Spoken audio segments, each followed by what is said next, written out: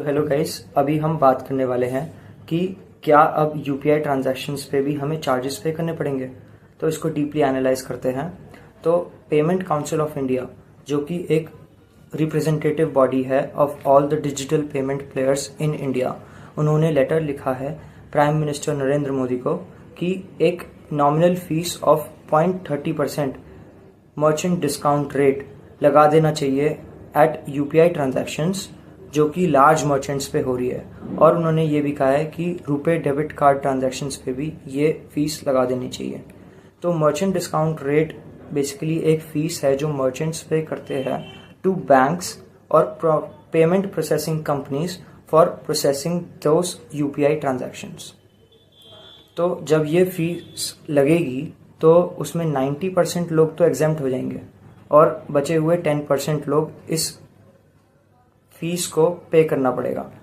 तो अभी total UPI users in India is 60 million, उसमें से 55 मिलियन अराउंड इसमें से बच जाएंगे और 5 मिलियन लोगों को ये फीस पे करनी पड़ेगी।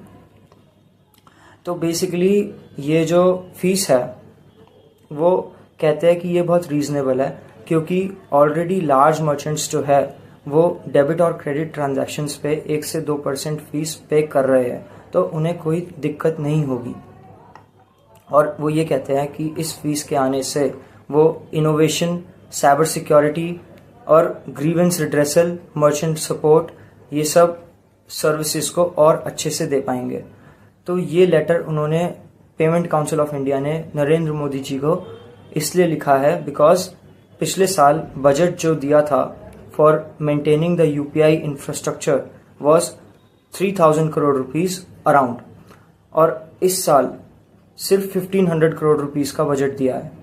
तो जो कॉस्ट है, एनुअली कॉस्ट है for maintaining the infrastructure of UPI is 10,000 crore rupees. तो इतनी भारी कॉस्ट को मेंटेन करने के लिए पेमेंट काउंसिल ऑफ इंडिया ने कहा है कि ये फीस लगाइए ताकि रेवेन्यू आए और हम अपनी सर्विसेज को अच्छे से दे पाए। तो क्या आपको लगता है कि यूपीआई ट्रांजैक्शंस पे ऐसी फीस लगनी चाहिए? कमेंट में लिखिए। और thank you for watching this video. Meet you in next video. Bye.